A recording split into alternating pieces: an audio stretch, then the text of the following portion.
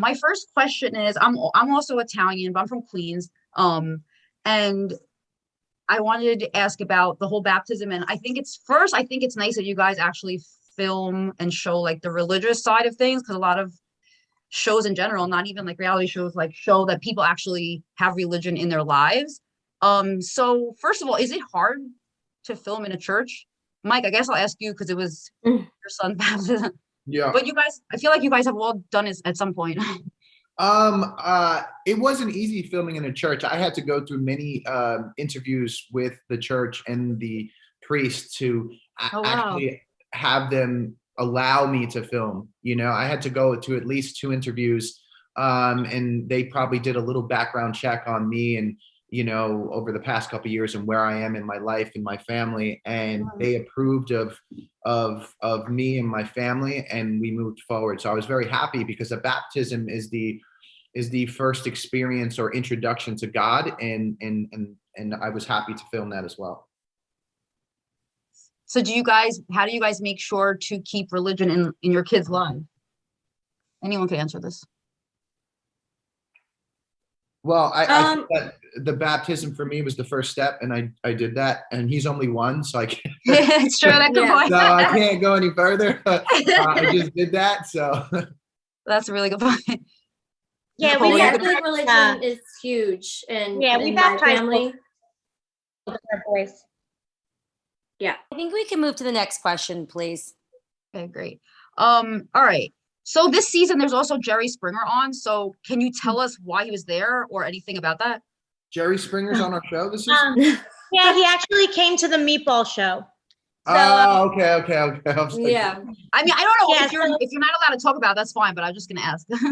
No, yeah. So me and Nicole decided to do a meatball show, and we wanted to see like what kind of crazy guests we can get on.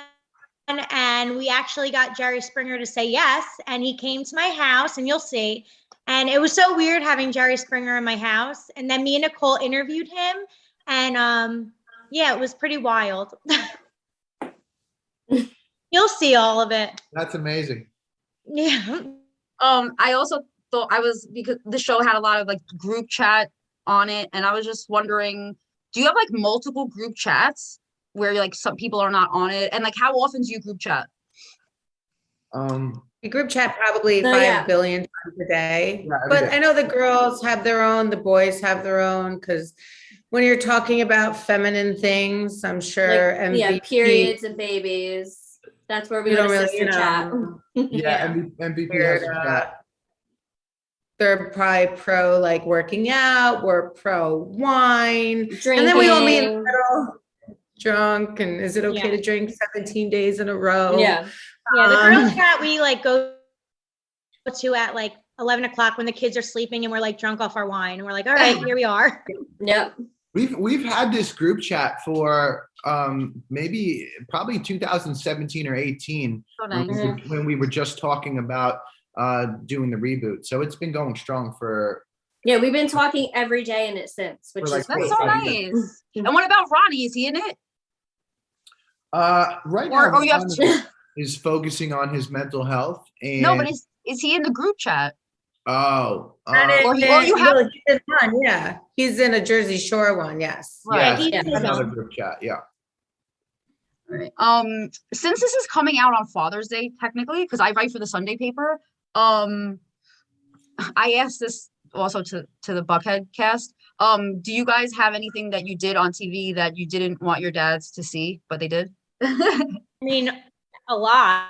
Yeah, everything. But then by the end, my dad was like rooting me on. Like he was like, when I got arrested, my dad's like, awesome, like TV time. I'm like, this is like back in the day. He was like my biggest supporter, honestly. I didn't want anybody to watch that Italy season. Oh, same. Yeah, so delete it all. He was like, I wish we could delete Italy completely. Yeah, Italy was a messy like season. burn it. So speaking about Italy, do you guys like get recognized all over the world? Like, where's somewhere that you got recognized that you were surprised that the person knew you? Aruba. When I vacation in Aruba, a lot of people that work there and stuff know who like we are. Yeah, which I'm like, oh, it's like a Caribbean island. This is so cool. That is cool.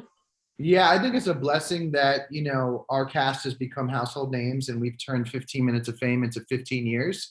So I Yeah, for think sure. that, most places we go, if we do get our privacy, that's amazing. But most of the time we haven't gotten 15 years.